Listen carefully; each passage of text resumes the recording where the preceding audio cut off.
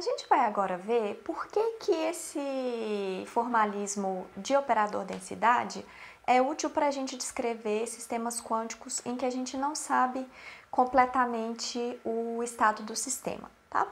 Então, isso tem a ver com uma propriedade desse conjunto, que é o fato dele ser convexo. Então, vamos ver o que significa um conjunto ser convexo e por que isso é importante para a gente descrever sistemas físicos em que a gente não tem certeza do estado em que ele foi preparado. Bom, então eu vou denotar o conjunto de todos os operadores densidades, por DH, e a gente vai usar o fato dele ser um conjunto convexo. O que quer dizer isso?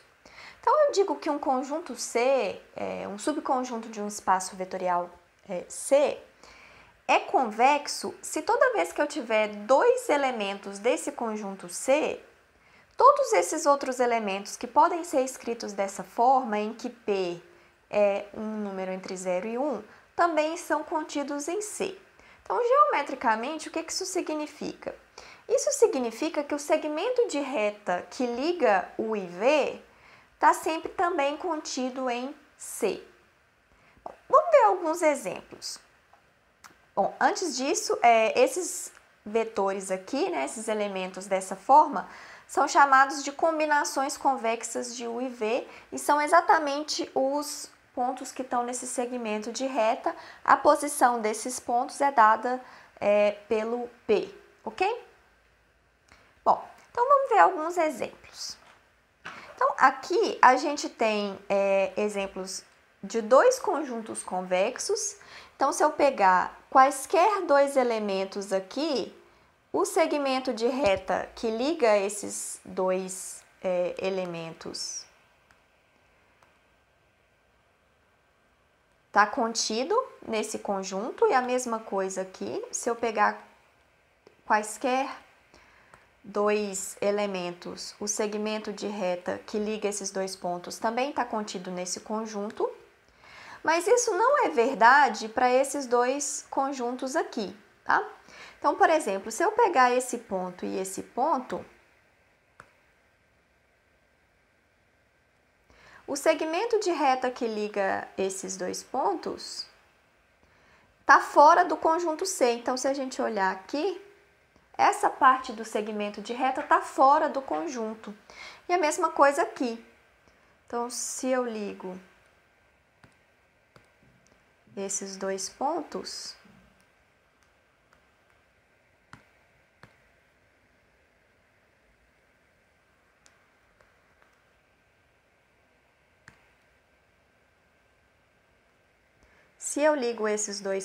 aqui, a gente vê que o segmento de reta que liga esses pontos está fora do conjunto e, portanto, esses dois conjuntos aqui são convexos e esses dois conjuntos aqui não são convexos. Ok. Bom, por que esses conjuntos convexos são os conjuntos mais adequados para descrever um sistema físico em que eu não tenha certeza em qual estado o sistema foi preparado? Então, basicamente, porque quando eu tenho um sistema que pode ser preparado no estado V1 com uma probabilidade P ou pode ser preparado no estado V2 com probabilidade 1 menos P, eu posso representar o estado do sistema como essa combinação convexa aqui. Então, o fato dessa combinação convexa morar dentro do conjunto de estados do sistema me permite fazer essa descrição. Então, vamos ver um exemplo. Então, eu quero pensar agora em uma moeda. Tá? Então, eu tenho duas possibilidades. Eu vou jogar a moeda e olhar a face que cai para cima. Então, eu tenho duas possibilidades, cara ou coroa. E eu tenho uma probabilidade P de dar cara e uma probabilidade 1 menos P de dar coroa. Essas situações em que eu tenho probabilidade P de uma resposta e 1 menos P da outra resposta, pode ser descrita por um vetor com duas entradas, P e 1 menos P, que pode ser visto como a combinação convexa de 1, 0 e 0, 1. 1, 0 corresponde à situação em que eu tenho certeza que vou obter cara, e 0, 1 a situação em que eu tenho certeza que eu vou obter a resposta coroa. Todas as outras situações onde eu não tenho certeza se vou obter cara ou coroa, mas sei só das probabilidades, que nesse caso vão estar relacionadas com a moeda que eu estou usando, podem ser escritas como combinações convexas das duas instâncias cara ou coroa. E a gente vai representar esses estados aqui como sendo esse segmento de reta que liga os dois pontos. Aqui onde eu tenho certeza que vai dar cara, e aqui quando eu tenho certeza que vai dar coroa. Todos os outros elementos que são combinações convexas desses dois moram nesse segmento de reta aqui, e o valor de P vai me dizer se eu estou mais próximo de cara ou mais próximo de coroa. Ok, então uma das vantagens da descrição em termos de operador densidade, em comparação com a descrição em termos de vetor de estado, é que o conjunto de operadores densidade é um conjunto convexo. Então, vamos provar esse fato, tá? Então, a gente quer provar que DH é um conjunto convexo. Então, para a gente provar esse fato, o que a gente tem que fazer? Pegar dois elementos, dois operadores de densidade quaisquer dentro desse conjunto aqui e mostrar que qualquer combinação convexa desses dois elementos também é um operador densidade. Então, vamos supor que ρ é P ρ1 mais 1 menos P ρ2, em que ρ1 e ρ2 são operadores densidade. Tá? Então, agora eu quero mostrar, eu preciso mostrar que o ρ também é um operador densidade. Para isso, eu tenho que mostrar que ele é positivo, tá? A positividade implica que ele é hermitiano, então eu não preciso mostrar que ele é hermitiano, e preciso mostrar que ele tem traço 1, então preciso mostrar essas duas coisas. Então, a primeira coisa, vamos mostrar que ele é positivo semidefinido.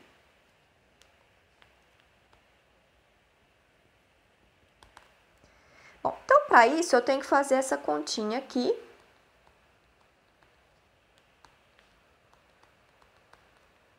E mostrar que isso aqui é maior ou igual a zero para qualquer vetor psi que eu colocar aqui, nessa expressão.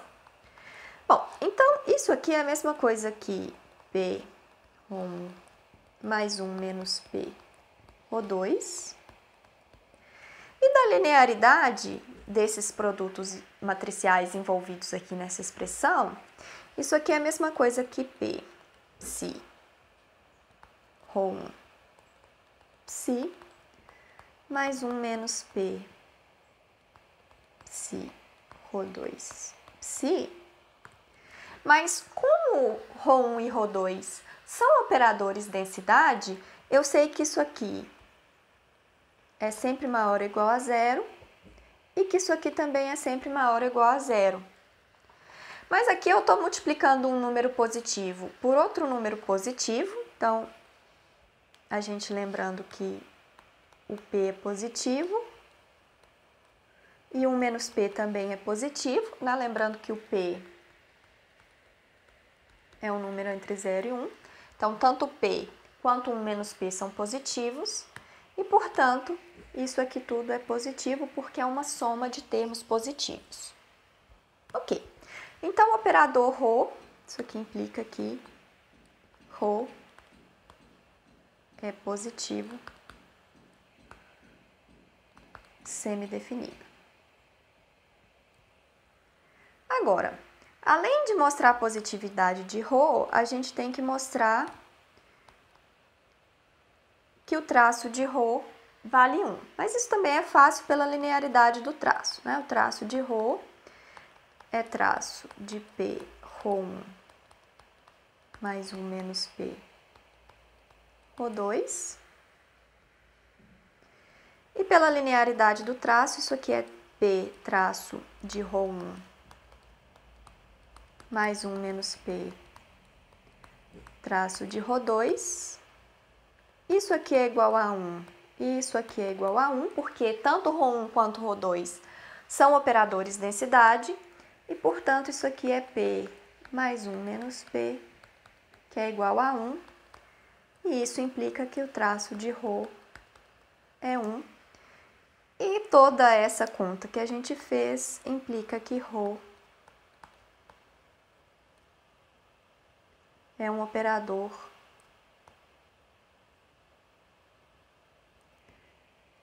densidade, como a gente queria mostrar.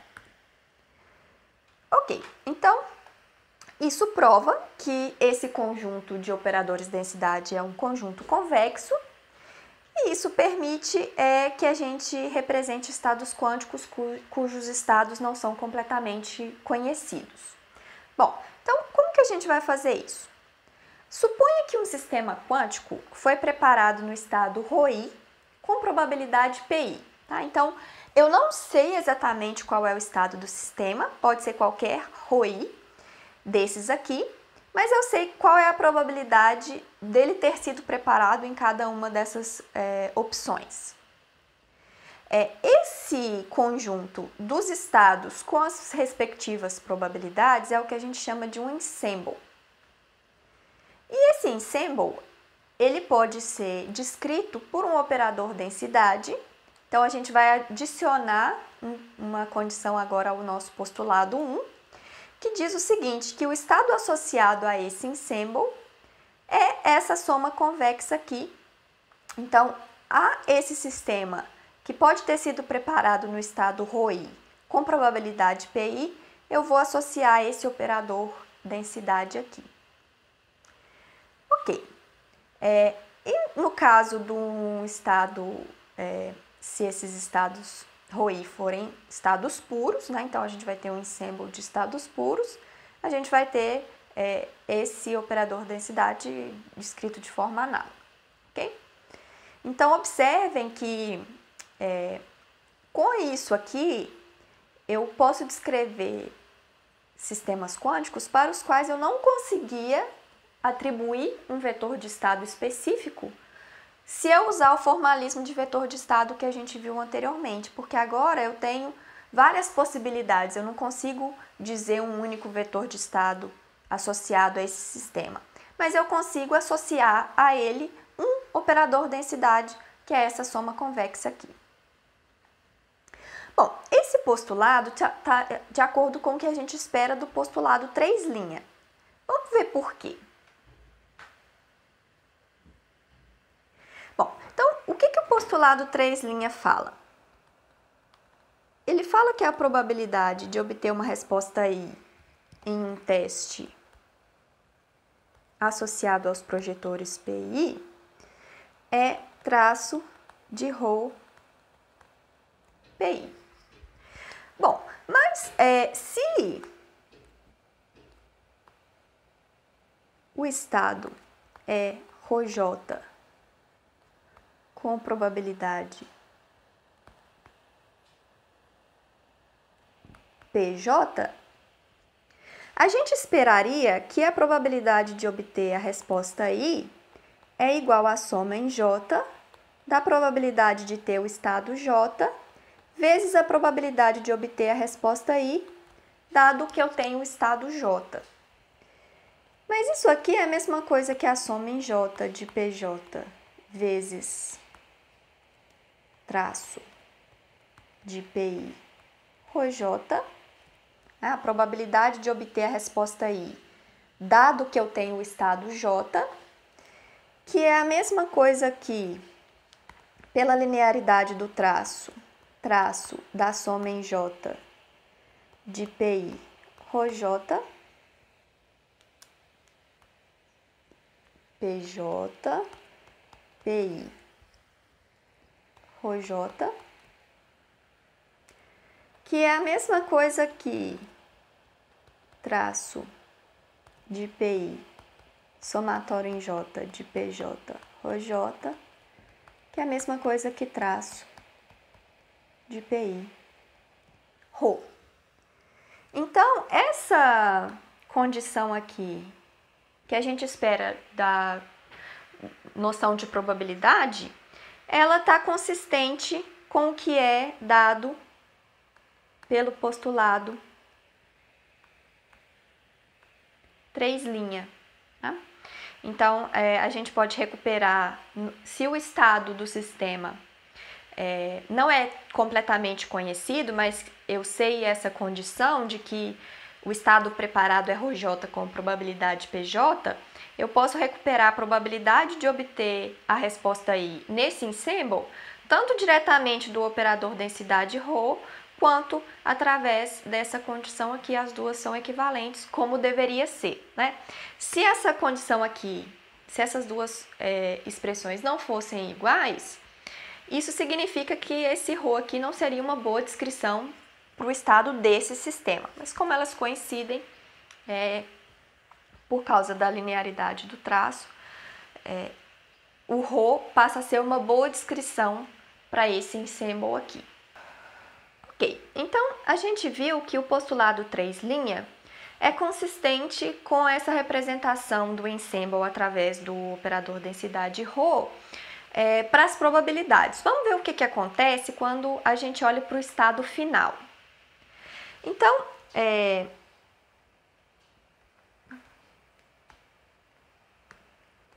se a resposta I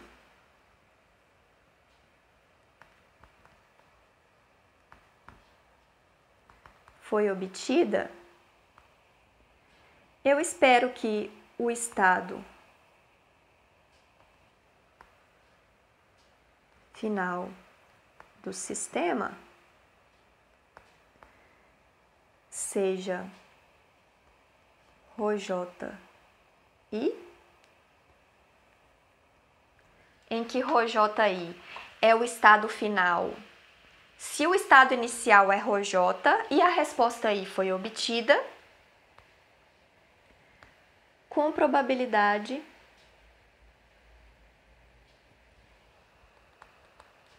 PJ dado I. Então, o que é isso aqui? Isso aqui é a probabilidade do estado ter sido J, dado que eu obtive a resposta I. Observem que isso aqui não necessariamente é igual ao PJ, porque o fato de eu ter medido, de eu ter feito a medição e obtido a resposta I, me dá mais informação, então essas probabilidades aqui podem ser alteradas. Por exemplo, se o ensemble era composto por esses dois estados aqui, e eu medi Z e obtive a resposta 0, eu sei que esse estado aqui não podia ser o estado do sistema, então o sistema tinha que estar nesse estado e, portanto, essa probabilidade aqui é 1 e essa aqui é 0. Então, antes eu não sabia em qual estado o sistema havia sido preparado, mas se eu fiz uma medição, eu obtive mais informação e, portanto, essas probabilidades aqui podem ser alteradas, como nesse exemplo. Ok, então, o estado final, dado que a resposta I foi obtida, é a soma em J da probabilidade J dado I vezes ρI J, em que só lembrando que esse operador densidade é o operador densidade que representa o estado final do sistema, se o estado inicial era J e a resposta I foi obtida. Ok, então isso aqui é a mesma coisa que, pela regra das probabilidades, PJ dado I é a probabilidade de J dividido pela probabilidade de I.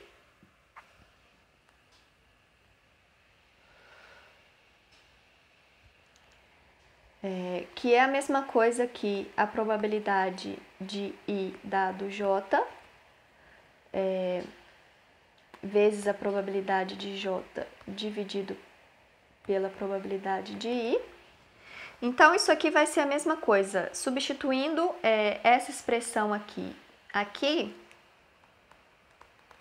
isso vai me dar probabilidade de I dado J, probabilidade de J dividido pela probabilidade de I, vezes ρ e J, que é a mesma coisa aqui.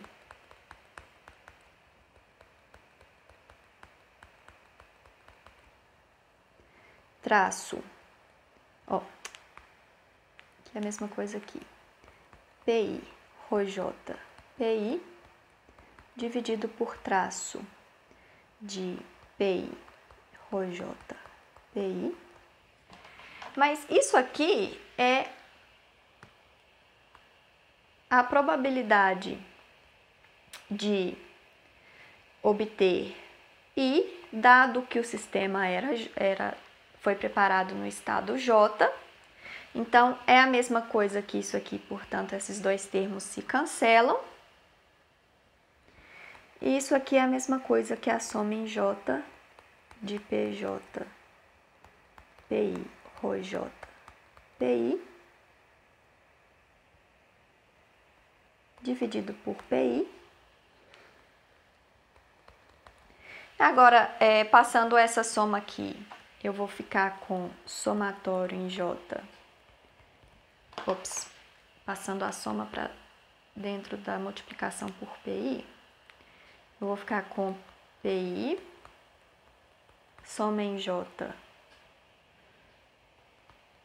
PJ, ρJ, PI, dividido por PI. Agora, isso aqui é a mesma coisa que ρ, então isso é PI, ρ, PI. E essa probabilidade aqui a gente já sabe que é traço de PI, ρ, PI. E, portanto,